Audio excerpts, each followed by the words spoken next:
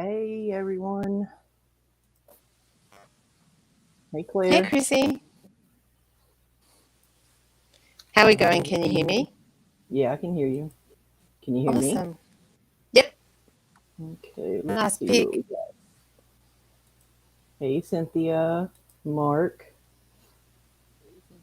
Outshine, Raleigh was here earlier. John, Was he? yes he was. Nice. Yep. John Wright's here. Welcome, Yeah. John. All right. How is everyone tonight? Welcome to another true crime episode with Chrissy and Claire.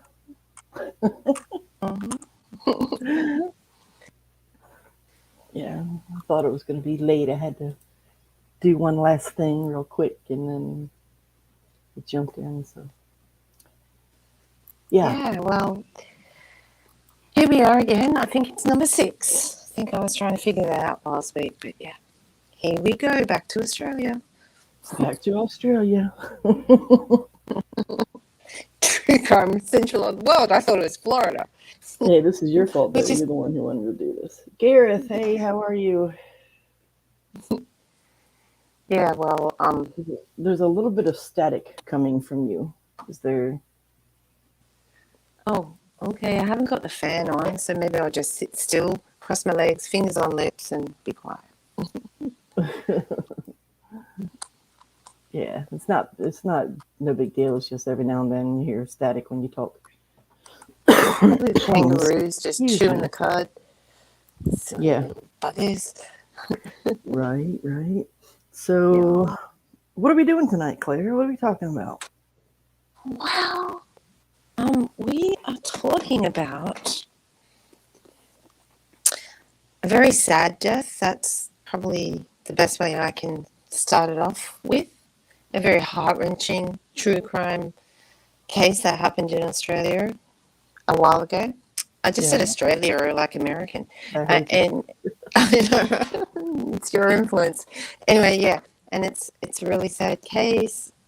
It's, I think, for our American people that may drop in, like it's like a double jeopardy type situation. But it's sad, but there was an end to it. So that's a good thing. There definitely wasn't into it. Yeah. Which could have been circumvented a very long time prior. So what she's referring to is this young gentleman on the right here. His name is Matthew Leveson. He was 20 years old. That's Matt. And that's his partner, Michael Atkins. Peter. I thought it was Michael. Michael Peter, but that's to be divulged later. But yeah, it's Michael. But Michael. Okay, I was like, don't get me confused. no, it's Michael Peter Atkins. But yeah, well, let's Michael just Atkins. put it out there. It's the truth. All right, go. Yeah. So Matthew and Michael Peter Atkins. I've got all my pictures all messed up here. Okay, here we go. They were partners. Matthew, I'm sorry? Oh, just when you were doing your pictures, I just went, they were partners. Yeah. Partners, yeah.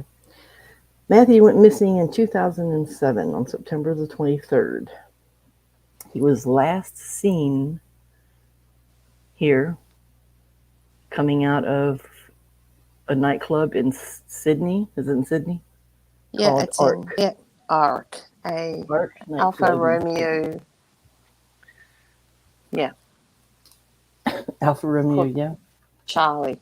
Alpha Romeo Charlie. I just forgot my phonetic alphabet for a moment. Sorry, yeah, that's them leaving. It's the last time he was seen alive. Spelled ARQ though. Oh, is it? Well, then that's Alpha Romeo Quebec. Yes. Okay. Yeah, so I don't even know where to begin with this one. There's so much to talk about in this case. There is. I agree with you. Just like we might jump even. Yeah, I mean, we're There is so going to much. apologize ahead of time that we're probably going to be going back and forth a lot. So if we confuse you at any time, please ask. Please say something in the chat so we can Hmm. stop and clear it up. Yeah, And I because apologize for coughing ahead of time. Just getting over this bug this week. Yeah, so he was last seen coming out of this club with Michael, with Atkins. I'm just going to start saying Atkins. I'm not even going to yep, say his that's first name. perfect. Yeah. So Matthew was last seen coming out of the club with Atkins, and he didn't even report him missing anything. Nope. So from what I understand, they went back to their apartment. Hmm. The story has it. They went back to their apartment, and he says that they, I guess, got into an argument because Matthew didn't want to go home yet. So Matthew Yes. went to bed, and Atkins slept in the lounge, or was it the other way Yes. around? No, that was the case. But Yeah, apparently, because they had the argument, Matt took some drugs, right. And then when Atkins supposedly. woke up the next day, he was later found out. See, this is where we're going to get confused because the story says that Atkins said when he woke up the next day he was gone. He wasn't home. He assumed Yeah, he went to work. it's one of the lies he's told. Yeah, One of the that's one many, of the lies. many, There's you know. many lies. Yeah, so he says that he woke up, he was gone. He assumed he went to work, but his work had phoned his parents, which is Mark and Faye Leveson, Mm-hmm. to find out why he Heroes. didn't come to work. Mm-hmm. So I believe they in turn called Atkins. They did because they had his number because he had broken bread with them at their house. He'd been over Yes. there, so yeah, they called him. Yeah. And Atkins stuck with his story about how he woke up and he was gone. So he doesn't And know. he's just Yeah. gone. Motherfucker is gone. Yeah. Shout out to Casper Side. Um, Hmm. So it had yeah, been a couple of days of this without hearing from him before they finally decided, we need to report our son missing. yes, yep. Yeah. So they reported him missing. And did they bring Mm-hmm. Atkins in directly after that for questioning, or did they just? I think they do. There's so much to remember in this case, but I believe the police deduced that Atkins was the last one seen with him alive once they got all the footage and everything. So then they brought him in for questioning. Yeah, And then in where question, the lies started. yeah, more lies came. This is Atkins in questioning, where he was telling his many lies about when he last saw Matthew and what was said between him and Matthew and what he did in the meantime and things like that. Mm-hmm. Um, is it here that he finally said that he panicked when he woke up and Matthew was dead because of an overdose? No, no, not in this thing. In this interview, which we obviously are not going to play because we don't want any copyright claims or whatever. But in Mm-hmm. this interview, he just says that he got up, thought Matthew had gone to work, so he went for a walk down to Miranda Fair, which is like a huge shopping centre mall Mm-hmm. that's close to where they lived in Cronulla in New South Wales. And so yeah, he just said oh well, Matt's gone. I'll just go for a little stroll. He hasn't divulged anything at this stage. He's making himself very, very clean Right. Let me and answer. Hold lying. on 1 second, Claire. Hold on, Gareth. No, it's not. Stay with us. It gets trickier. Okay, go ahead, Claire. Oh, that's all right. Um, so yeah, um, from my recollection, I might be wrong if anyone's in chat that can remember better than I can. But yeah, that interview, he was just like, just so no, yeah, well, we left and he went and I didn't see him. Right. So then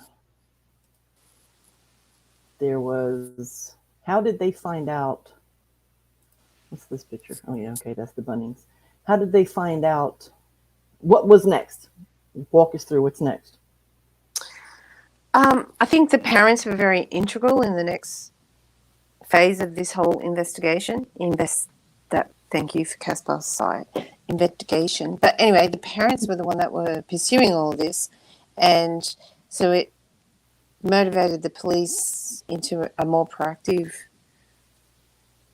role in the missing persons case, and then eventually they got this footage from Bunnings. And we're jumping here. We're jumping really quickly, but yeah, they got this footage from Bunnings, and they eventually showed it to Michael Atkins, and it was very hard to refute what he had done. But part of that situation is relevant to the case in the future. What's this picture of? I'm sorry, I got pictures that I can't see, so I'm trying to see what they are. But yes, Gareth's right. Yeah, he's just had this whole, I know nothing. What? and this is him walking out of Bunnings with the, what do you call it? Mattock, which is a pick, and some duct tape. Yep. Which is in this picture. And that was the afternoon where he told the police he just went for a walk down to the mall. So then they found this. I believe, if I recall correctly, which I'm probably not recalling correctly, yep, that was a killer on the left, is they found the receipt in the back of the car. Right. In the trunk of Matthew's car. Yep. And look at the date. He drove Matthew's car. Yep, he did. He took the boombox out of the back when he disposed of the body. But yeah, look at that. 23rd of September, 2007, 12:21. Oh, but no, I was asleep, just going for a walk. Liar. Okay, now I see the date. See, I didn't even see the date, but I see it now. Yeah. Now, it's probably going to be worth noting during the police interviews here in this, I'm not sure if it's this exact one, but in an interview, the police did not inform him that he was actually a suspect. That's correct. They were only talking to him as, hey, what do you know about him? He's been reported missing, but they did not tell him he was a suspect. That's going to play a huge role when we get to the end of this case. So y'all remember that. You're going to be tested. 20 questions at the end. Yeah. 20 questions at the end. I see Dean is watching. Yeah, I think so, because he's sending me a few messenger messages, but I can't see them. You know me, because we're streaming on StreamYard. I can't see them. So, yeah. Mm-hmm. Yeah. I just thought I'd let you know. Yeah, I saw that. I was like, huh? I looked, I didn't see no Dean. I'm like, oh, okay. All right, so he was, after Matt died, which Claire didn't even read this part, he was actually busted for drug dealing. Yes. And he spent 12 months in jail. So the investigation and everything that they had to be put on hold anyway. I did not know that little tidbit fact, but right. I think that's important, also influencing what happened coming in the future. That whole stint. That would have scared the shit out of him, literally. Right. And he eventually admitted to lying to the court about when he was with Matthew, which could have resulted in a perjury charge. However, yeah, there's so many loopholes and so many. I know it's so crazy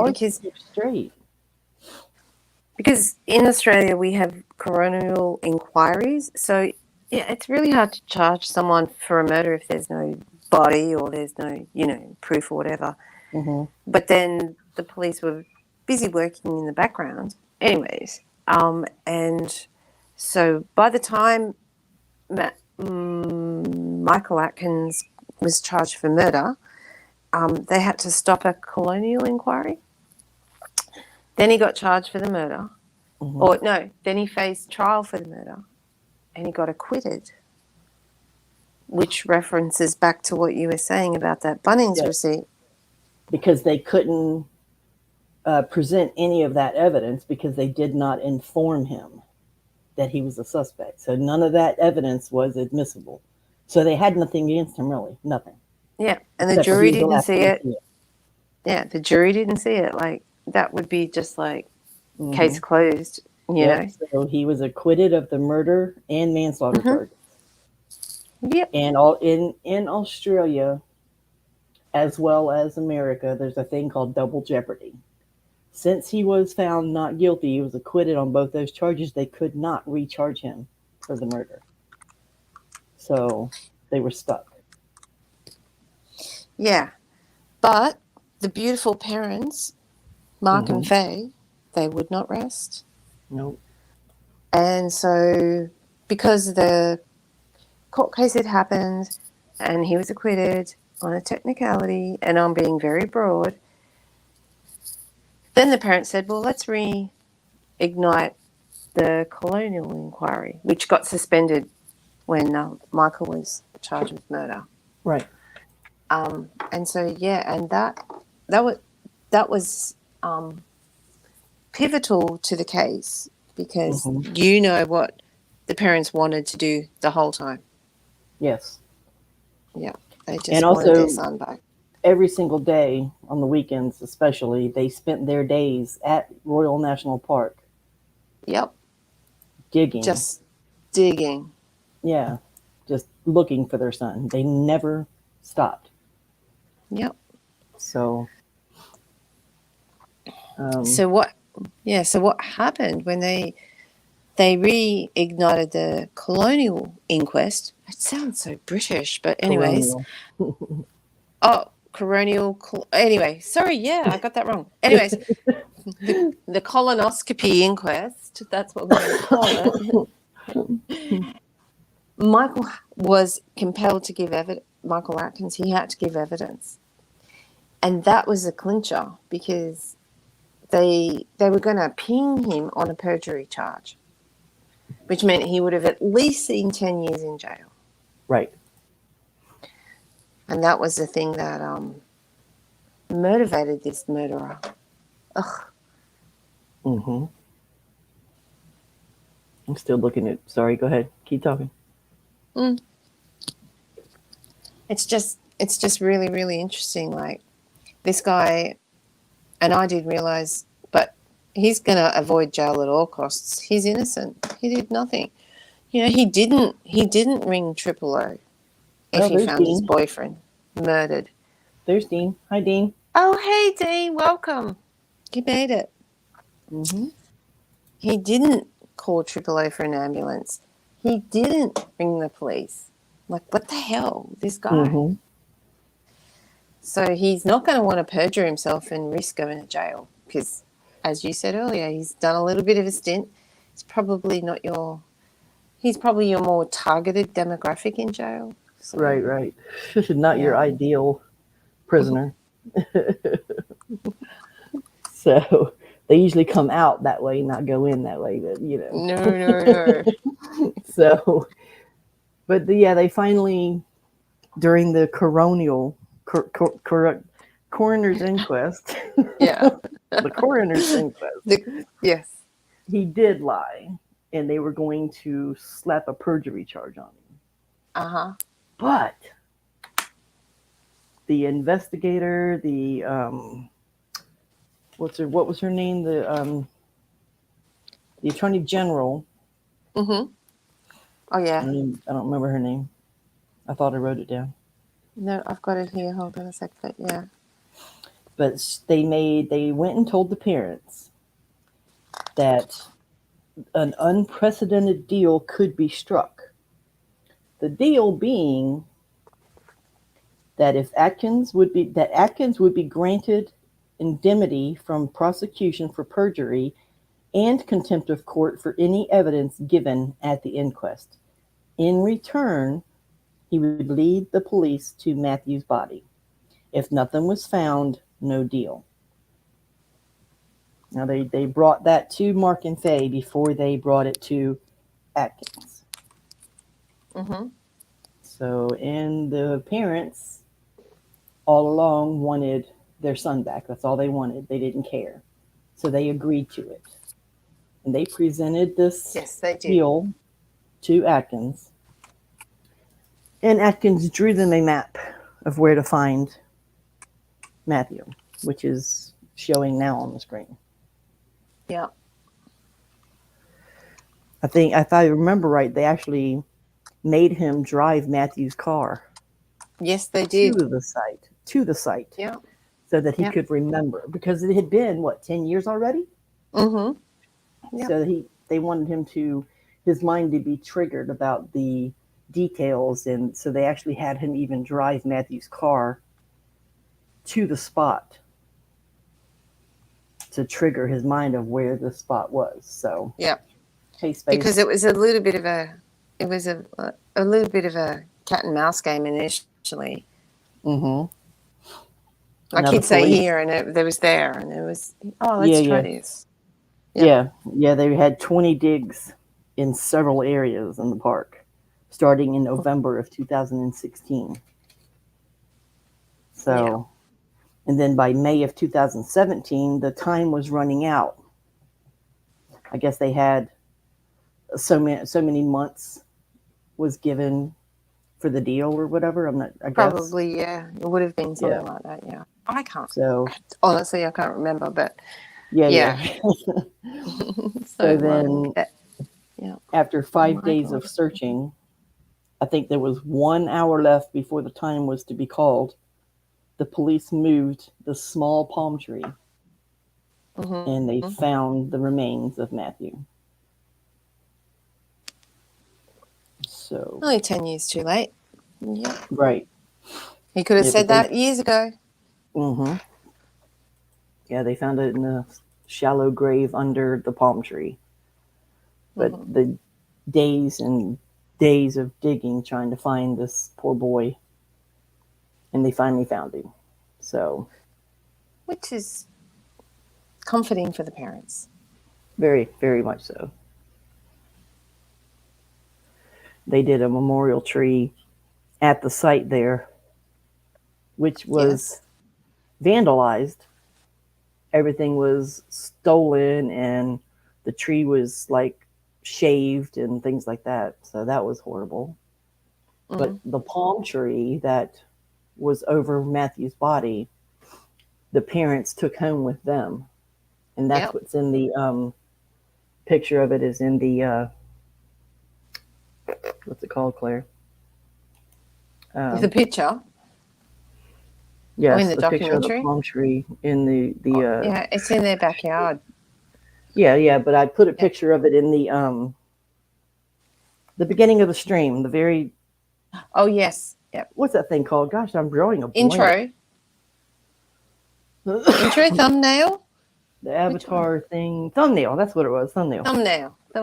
Yeah. I drew a blank there. But this is another picture of the site where they had the equipment, and the parents are standing there looking over it. And if you watch some of the documentaries on this case, they interact with the tractor guy, and they're just like, we knew something was happening. We knew we were close. It's really sad. Yeah. I think she said they walked by that tree several times during their dig, and they just never thought to look under the tree. Isn't that sad? Yeah. And here's a picture of the actual palm in their backyard. They got some painted rocks with Maddie's name on it, and they're trying to get it to regrow in a pot so they can replant it. Because I think I remember seeing a picture of that, and it wasn't like that. It was quite alive. No, it had died. It had died. Yeah. So, and this is a picture of them on the steps because they wanted everyone to see. That's kind of a gruesome one, but I'm going to show it for a couple of seconds anyway. Yeah, Gareth, the thumbnail. Now, it's worth mentioning also that Atkins is still a free man walking around in Brisbane. And here he Yep, is in with his new Queensland. boyfriend, which is just as young as Maddie was. Horrible. Moobs. I get moobs vibes. So Anyways. let's everyone saw the title Oh, where it said, what, did you have something to add? yeah. Go If you ahead. don't mind, just quickly. No, go for it. So I don't know if we've got readers in the chat or podcast people that listen to true crime, Mm-hmm. but part of why Chrissy and I are doing this one is because there was a book out called Deal with the Devil. Anyway, we can reference it. It's by an Australian journalist called Grace Tobin. Anyway, it covers this whole case. And what I've read this book. I don't read many books, but what I wanted to share with you, Chrissy, was there was a person who went undercover with Andrew Atkins. Danvers. Yeah, right. Yeah, Have you seen some of the transcripts of the conversation I that the did. police got? Yeah. Yeah. And he was like, "Do you want to know how he died?" Right. So it's only like, do you mind if I read them? no, go for Or it. if you, yeah. So Michael had this online, because he came out quite later in life as being gay, right? But he had this Facebook messenger called Mikey Boy, and the police were able to verify it. So Mikey Boy says, I found some of Matt's stuff the other day, and Andrew says, really? Mikey Boy, so I dropped it off to him. Andrew says, what do you mean you dropped it off to him? He goes, I left it where he is. And then Andrew does a question mark. He goes, where he's residing doesn't matter. I will show you when I come back. And then Andrew says, are we really talking about Maddie? And Mikey Boy says, yep, maybe I should stop. I'm drunk. And then Andrew says, where is Matt residing? And Michael Atkins, Mikey Boy, says, he's in the bush now. Andrew says, is he still alive then? He goes, yes, in spirit. In physical being, no. Dead men tell no tales. And then this Andrew guy goes, LOL. Mikey says, you want to know how he died? Yes. He called me a dog and I hit him. This is going to another lie, Chrissy. I hit his head on the passenger side of the window of the car. He was unconscious. Then he just OD'd. Serves him right. So it's just, like, I know it's a little bit of a narrative to read, but it's another version of events that probably didn't happen. Right. Right, yeah. Because he's such a liar. Yeah, and he also, only other one, yeah. well, he denied having this Facebook page, said it wasn't him. And they couldn't link it back to him, so they couldn't use it. Yeah. Yeah. And so yeah. Anyways. Yeah, go ahead. No. All I was just going to say, and the only other really additionally sad part about this case is when the coroner finally did their ruling, and Mark made a statement, like, because it's a coronial inquest, the parents can say something, and so the dad said, my son's death was most likely a result of smothering or strangulation, as there are no forensically significant body fluids or blood located in the unit. After a short struggle with Atkins gaining the upper hand due to his ninjutsu skills and or Matt's possible drug-affected state. Right. And Speaking of that. Yes, what? What do you ask? Guess what? What, Claire? What do you have to share with the class? I knew the Wait, don't say it. Don't murderer. say it. No. Oh, you said it. I was gonna say a I child. said, You guys saw the title from a childhood friend to murderer.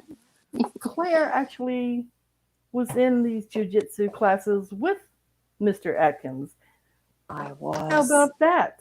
Claire and Dean in the chat knew. We knew Atkins. this guy. Yeah. Yeah. So tell us about him, Claire. Well, it was shocking for me to even find out about this case. When I was like 17, 18, I was doing ninjutsu classes for self-defense. You can show me. I don't. Just to prove I'm not talking out of my ass.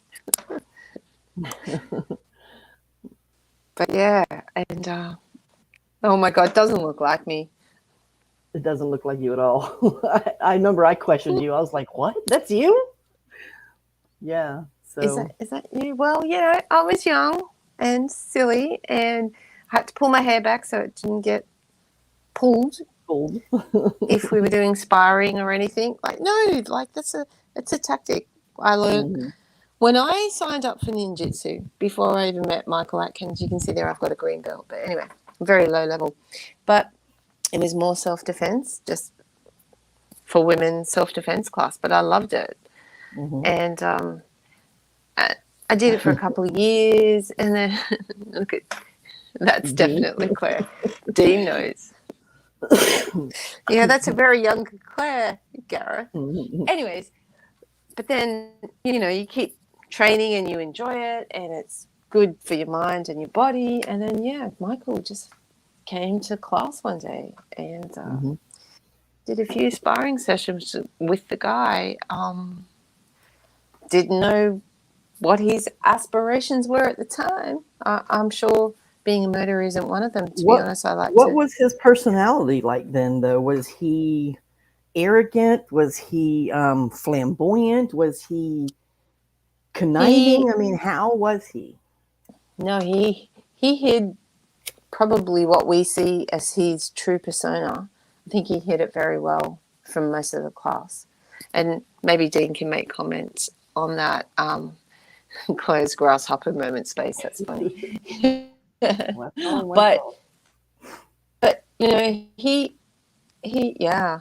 he was unassuming. I think that's a word I can probably use.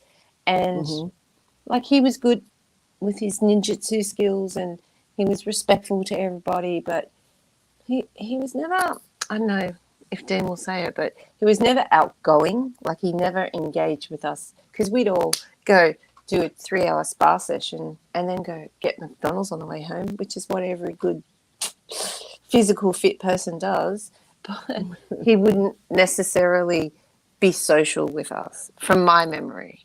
And so it was, and we didn't know at the time, like, when all this came out, like, we found out, and probably prior to this murder, like, we only found out very close to the murder that he was actually even gay. Yeah. But but he wasn't aggressive.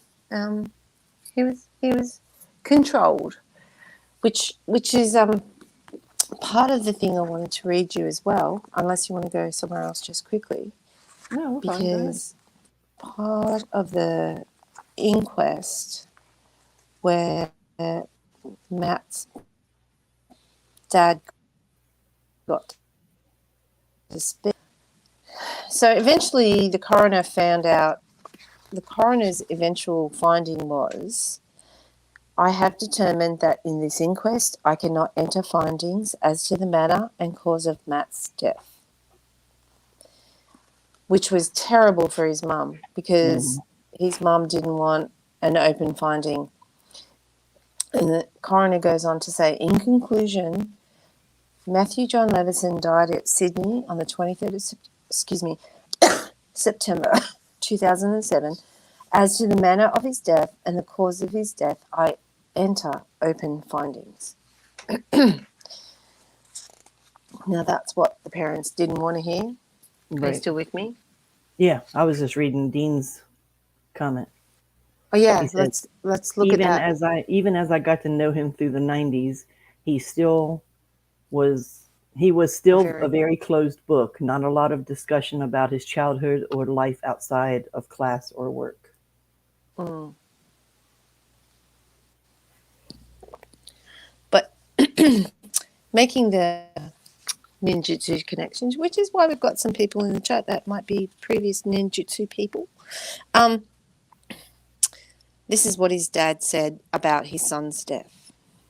Most likely as a result of smothering or strangulation, as there were no forensically significant body fluids or blood located in the unit, after a short struggle with Atkins gaining the upper hand due to his ninjutsu skills and or Matt's possible drug-affected state. Right. Yeah. So But he that's the was only other. a Yeah. hell of a liar, this guy. Oh, he lied about everything. Right. What about... Oh, yeah. Did we talk about what he did 3 hours after he killed his lover? Go for it. We didn't talk about it, but Didn't he buy tickets to Sleazeball? yes, he did. He bought tickets and he reached out to another younger guy and said he had an extra ticket. And when this guy asked about Matthew, he said Matthew was going with some friends. Mm. Yeah. So he offered the extra ticket that he had to this other younger guy. And 3 days later, he just went and had sexual intercourse with another person he met on the internet because he's grieving. Yeah. Because he was grieving. Mm-hmm. Yeah, so. But because Actually, of the I don't know deals. if Dean's still here, but. Yeah, I was just going to say because of the deals, they couldn't charge him for the murders because of double jeopardy. And he got away with perjuring himself because of the deal to find the body. So he is now walking around Brisbane, a free man. Yeah. There was a huge world. petition to ban him from all the gay clubs and everything. But I was just going to say, if Dee was still here, like, He's here. he also, yeah, I just saw that. He also, like, was exposed more than me about Atkins. Like, I think the police even interviewed him about it. Like, Oh. and our sensei. So yeah, he had to give a little statement to the police because that's the whole reason I just read out what Mark Leveson thinks. He thinks he used his magical ninjutsu skills on his son, but I doubt that's the case personally. Well, the part where he was telling Danvers how he hit him and he hit his head in the window. Yeah. You don't think that could have been part of that? Because, I mean, I know you guys are trained to break bricks and shit and stuff. I mean, you don't think maybe he hit his head against that window and it like was so hard that it just brain bleed or something? Yeah, but isn't that funny?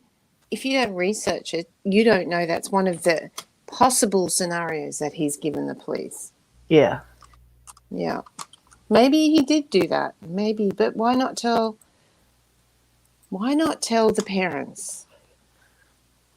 There you go. He just did a quick conversation over the phone. No statement.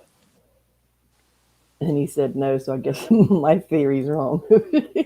Yeah, I mean, you can speculate all day on how he actually died. I mean, maybe it was an OD. I don't think it was just slam in the head.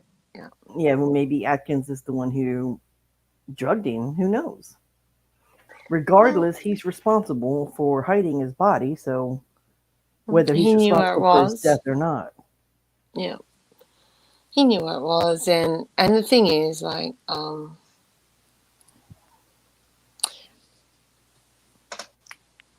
I reckon the guy freaked out, to be perfectly honest. Even though he is first aid trained, he didn't call the police, he didn't call the ambulance, he didn't do anything like that. I reckon the guy freaked out. If they had an argument, maybe he accidentally OD'd him. I don't know. But what? Ninja assassin. The police The dropped police the dropped the Ninja Assassin news. theory. Fairly, yeah. Yeah. All because of his training. But Chrissy, you know, like we do these podcasts, right? And to watch it and to see it and just go, oh my God, that's one thing I've been involved with. Right. Yeah, it was pretty wild when she was telling me about it, and then she was telling me how she was actually in this class with him. I was like, what? We've got to do this story. And then she told, excuse me. And then she told me about Dean, and I'm like, oh, you got to get Dean here. And yeah, I mean, it's weird that you actually know someone that's gone through this. You know? Who's obviously been a part of someone's death. Yeah, in one way, whether he done it or just didn't He help him. concealed it. He concealed it. So, but yeah, I mean, this is horrible. Are they turning into Boy Scouts? Oh, well. I don't know about that, Erica. So, what do you guys think about this? Mr. Atkins, he was an electrician by trade, right? Yes, and he was that was what he said he 20, was. 23 years older than Matthew. Yep. So, Mikey boy. Mikey boy. Yeah. Do you remember I was telling you about the barbecue? The barbecue. They let all pitch in for a present and then not deliver it. Oh, yeah. Well, that goes to his character too, right? Yeah. Such a liar. Anyway. A lot of people who didn't want to know him. Yeah. Including the gay community. Yeah.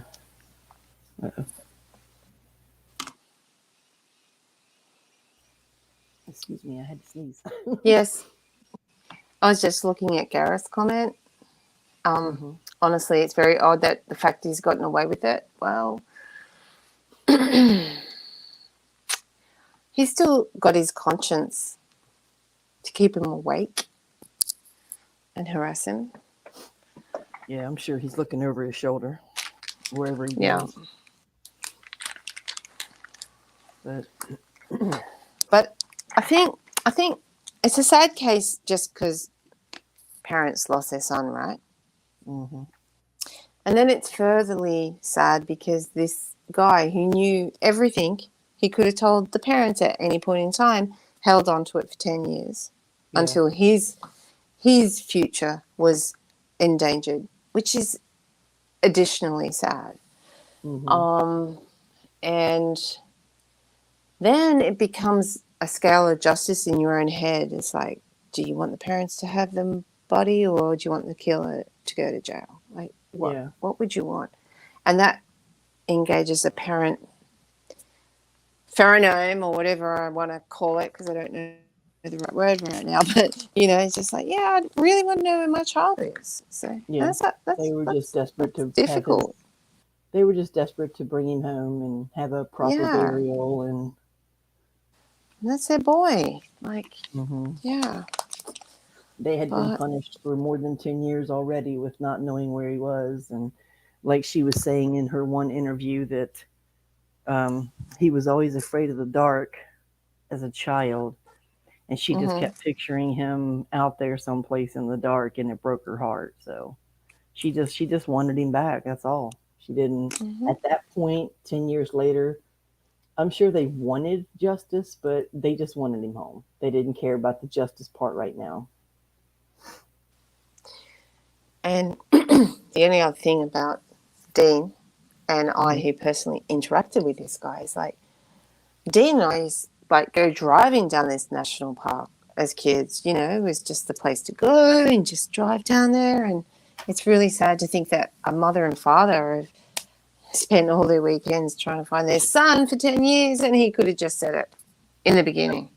I wonder if he still visits that park.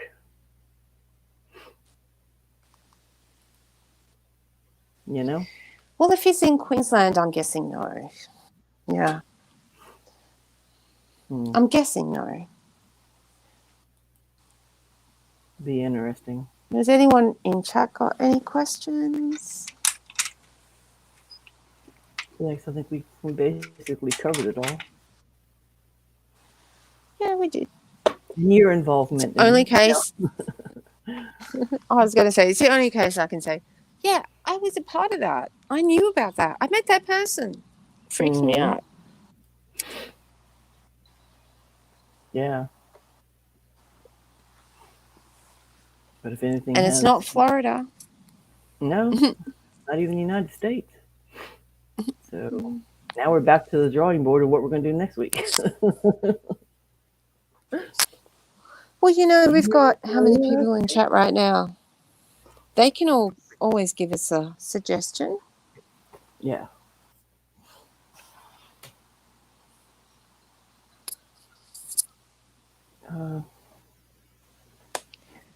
That's reality, Gareth. That's what we did. No, you never know. You never know about people, that's for sure. You could be standing. And you know the funniest thing? Yeah. Next thing you know, they're psycho. And it makes me laugh just a tiny bit about YouTube. Like, you think you never know anyone, but these are people we met in real life and you still don't know. Do you know what I mean? Like, it's magnified. But it's experience, I suppose. Yeah. Gareth says, come back to England. It's a nightmare place for this stuff. We'll get to Fred and Rosemary West, Gareth. Don't you worry. We'll get there. It's another case I want to do. Yeah, Dean just said Atkins wasn't the scary type. No, he wasn't. He was just trying to be... Yeah, he was just trying to be a friend and try to be amicable and be accepted and be a dickhead and take money off people. Erica, they took classes when they were younger. Jiu-jitsu? Ninjutsu? Ninjutsu. So we would, yeah. So we'd go to training and he would be there and we'd spar and Jean as well. So, yeah. Yeah. Physical interaction. Mm-hmm. And at that time, none of us knew he was homosexual. Right. At that time. Yeah, he didn't come out until this case, right? Mm-hmm. Even his own family didn't know. Yeah. I guess with it being all over the news, everybody knew. Someone's going to find out. Mm-hmm. And one of the things, I think after Matt died, this is another little thing I saw.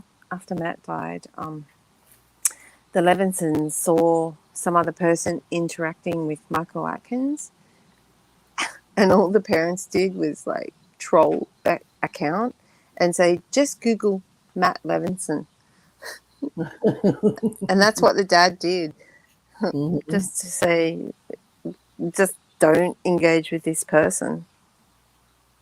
Right. Tried to keep it from his strict Catholic mother. Yeah. Yeah, I can see that. That's true. I had a strict Catholic mother too. I'm not homosexual. Or not that you're gay. Yeah, no. Definitely not, but so should we put a link in if Dean or anyone wants to come up and say anything or no? You think he does? Maybe. He might. Ian Huntley or Harold Shipman should have a look at. Okay, I'll remember those names.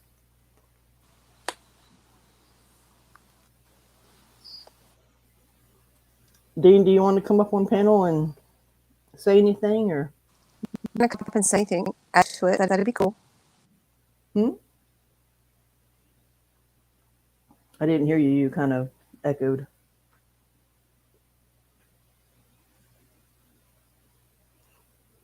Yeah, I think we lost Claire. I don't know if I have anything to add, really. Well, I mean, it's up to you. I'll gladly give you the link if you'd like to come up, and most of it, we covered most of it. Claire, we lost you, so hopefully you know that you're not on here anymore and working your stuff out there. Claire, get your shit together. Don't make me go ninjutsu on you. Yeah, so, well, maybe someday. Sure, Dean. Maybe someday we'll talk about Lorena Bobbitt. Okay, Dean. Here's the link to come up here. This is only for Dean, guys, unless you have personal knowledge of this case. You don't have to turn your camera on. You can have it off.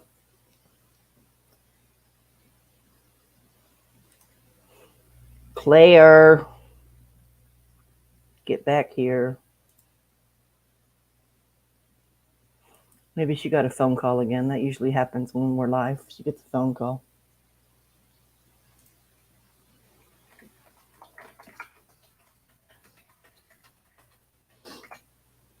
Yeah. So, yeah. I can tell you all about Lorena Bobbitt, Gareth. It's not really a true crime story, but, well, I guess it is. I just, yeah, maybe we can cover that one day. Who knows? We'll see. Oh, there's Dean. Who knows? Welcome, Dean. Good afternoon, Chrissy. How are you? Oh, there's Dean. How are you doing? Who knows? Welcome, Dean. Thank you. Yeah. Good afternoon, Chrissy. How are You're going to you? have to mute your YouTube. Oh. It's just going to keep echoing. Welcome, Dean. Thank you. Yeah. Good afternoon, Chrissy. I hear myself talking in the background. Sorry, I've done it now. Oh, that's okay. Good, thanks. Yeah, I think Claire either got a phone call or her Wi-Fi is, messed up like normal. And she'll come back when she's got it sorted out. Yeah, I'm sure she will. She was looking forward to this. Oh, yeah. We were looking forward all week long. We kept talking back and forth and about, the details and how are we going to start. And it's just so much to cover. We didn't know where to start, Yeah, I mean, it went on for so long, and then, it was such a poor ending for the parents who right. really, really suffered for 10 years needlessly because of, his fear.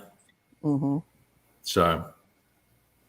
Yeah, and if he would have, left them hanging for 10 years, and that's the hard part of it. If he would have just been man about it and said, okay, here, he didn't have a heart. Yeah, and that's part of what martial arts training is supposed to give you, is that learning how to deal with someone trying to punch, kick, and grapple you, you develop a level of courage. And the spiritual side of martial arts is to turn that courage within and to see who you are and who you want to become. Confront, your shadow self, and then make the changes to live a more worthwhile life. Unfortunately, Michael didn't walk that path. No, he absolutely didn't. So, are you back, Claire? Hi, guys. Can you hear me? Yes. Hey, Dino. How you doing? All right. Thanks for coming up. That's really okay. good what you just said. That's okay. Thank you so much. That's all right. Yeah. I always bug out. I'm a boomer. My internet always just goes nuts. So. Yeah, I was telling him. Either you had a phone call or your Wi-Fi cut out. Welcome to normal. Welcome to normal. But yeah, like I never read the signs with Michael. I think Dean had a little bit more after. Yeah, I mean, interactions. we were instructors at the same time, and a group of us would hang out after class and on weekends, and socialize as well as train together. And we developed a group of us developed quite a bond.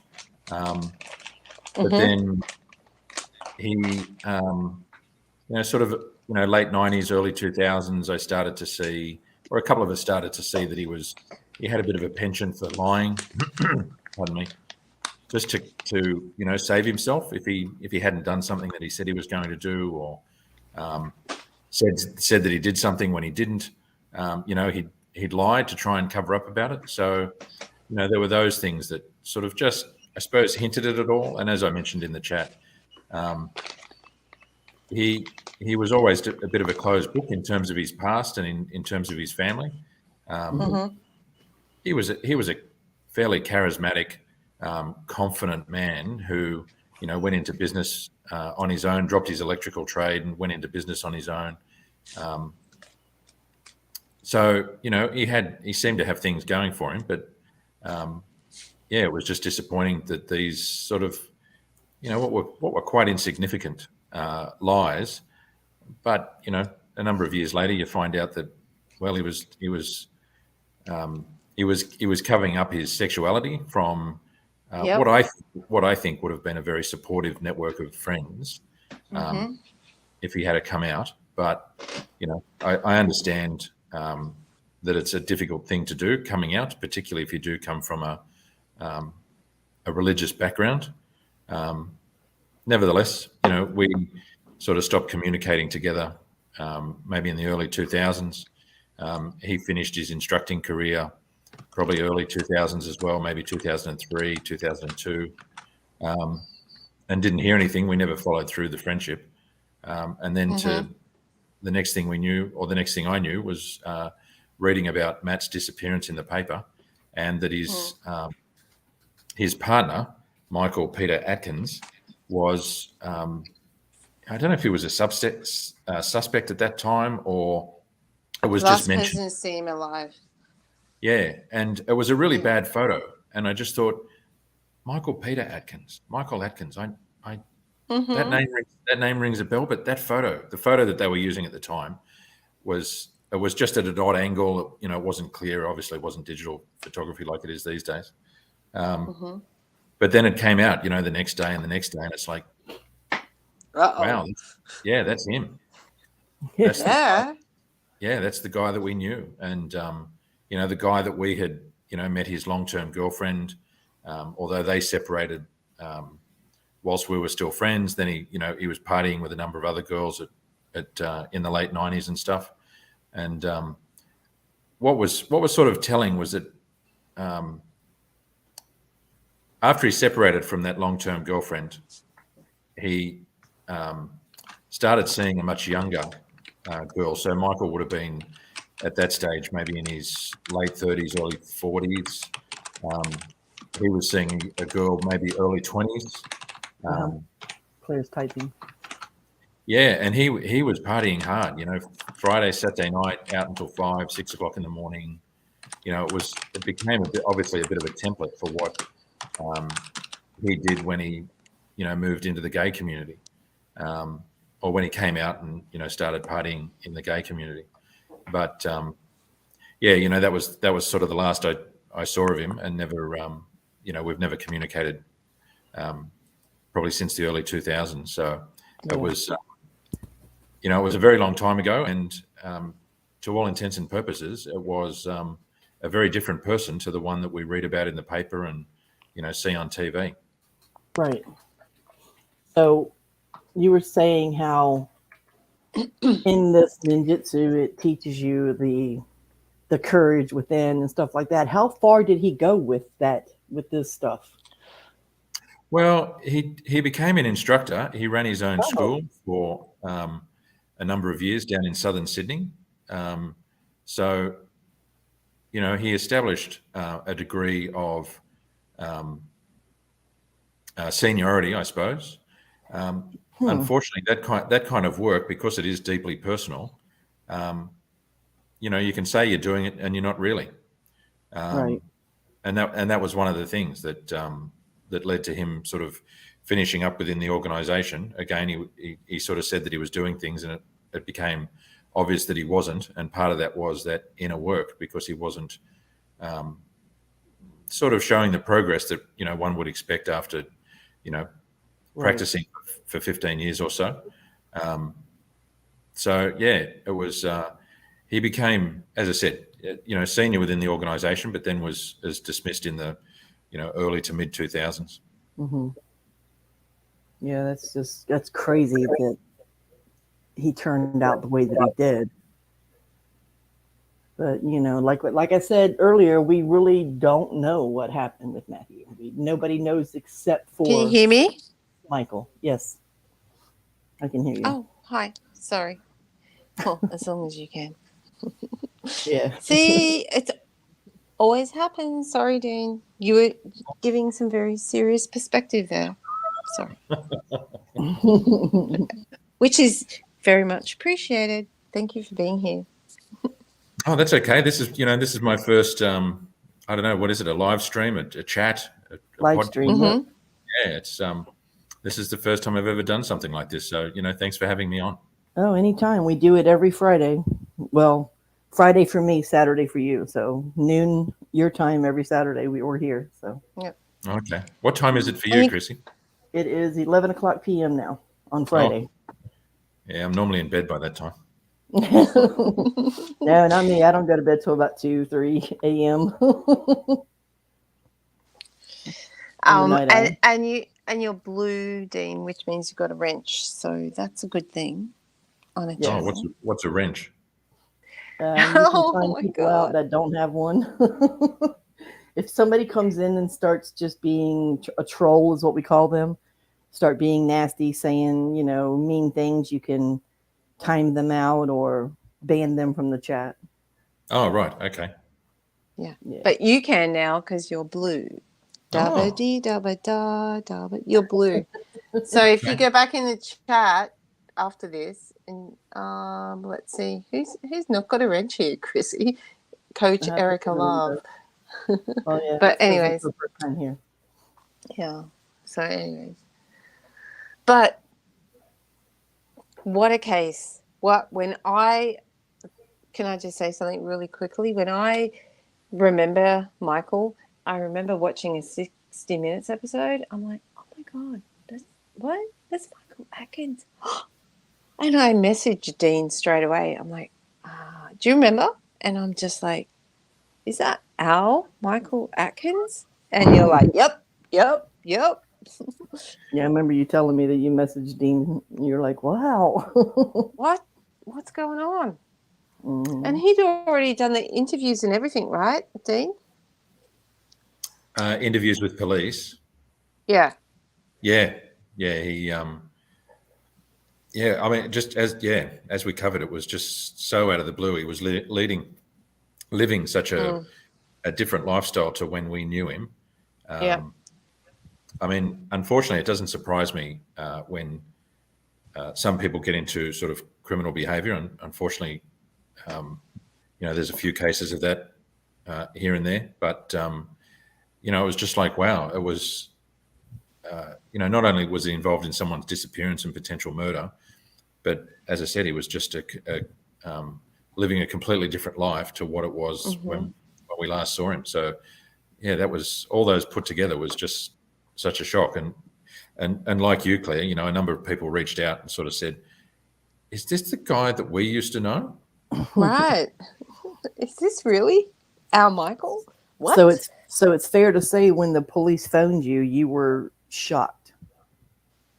By the time they contacted me, I'd already read it was getting coverage in the mainstream media.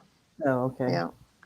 And I had, once you sort of go, oh, I know that person, you sort of keep abreast of what's happening. You look in the paper every day and stuff. So I was surprised that they contacted me because, Michael and I at that stage hadn't spoken in, 5 or 6 years.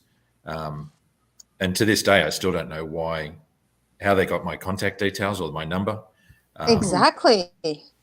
But the police, the police have got access to things that we don't. True. Sort of the angle that they were taking at the time that they spoke to me and our instructor was they'd found a significant number of training weapons. So these are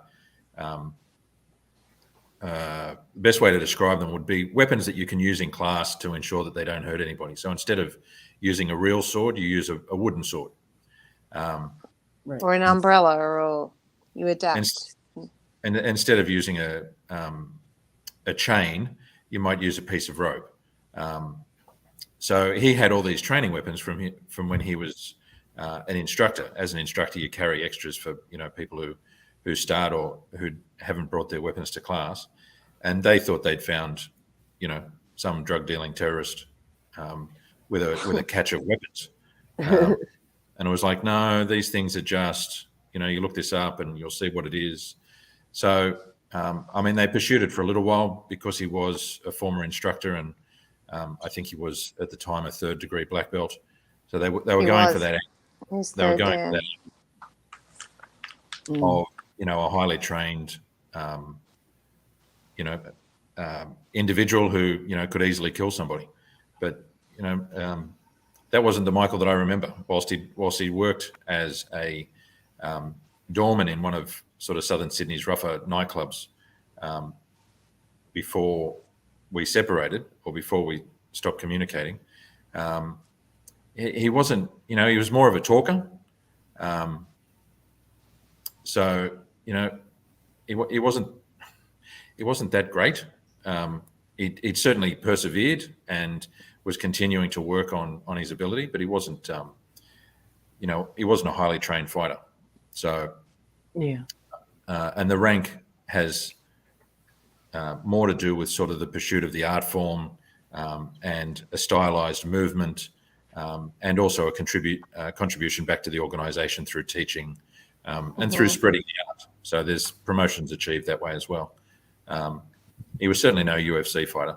So and it appeared that after they dropped? talked to us.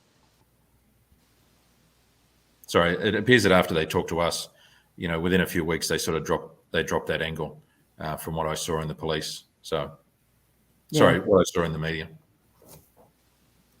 No, I was just saying, like, did he get, I don't know the word, excommunicated? Like, did he get dismissed? Again, he wasn't doing what he said he was doing. He wasn't teaching the curriculum. He wasn't teaching it particularly well. Feedback was received from students about what they were getting at his school in comparison to what they were receiving in other classes. So he was sort of asked to explain, and he didn't. Similar to what he did with the police. He refused to return anybody's phone calls for a while. He didn't reply to emails. I finally managed to get in touch with him because he was ignoring our instructor, who within an organisation is like your boss. So he was ignoring phone calls from his boss, and I just said, Michael, what's going on? And he said, I don't know what to do. And I said, well, maybe it's time to step away. So he handled that reasonably well. We got another instructor in there, another qualified instructor who took over. But I suppose I hadn't thought of this before, but his response to that first bit of pressure, what's going on, we're hearing these things, was to ignore it, was to not communicate with the people involved, and just sort of go, no, if I ignore this, it'll go away, and it doesn't. No, that sure didn't go away. No. Yeah, so those, like you said earlier, Chrissy, those windows into his personality were sort of evident back in those days, but certainly not on the scale of, what he took it to with with Matthew, unfortunately. Right. Yeah, it's a weird case. It's a sad case. I just wish he would have been man enough to not make the parents suffer that long. You know what I mean? Yeah, and that's the biggest tragedy in all this is the needless suffering that his parents have undergone over Mhm. 10 Endured. yeah, and endured and probably continue to endure because they've lost a son, they've lost a Yep. child, and you know, it's not the natural way of things. A parent shouldn't lose the child. The parent should go first. Yes, absolutely. Absolutely. So, I don't have anything else. I think we've covered it all.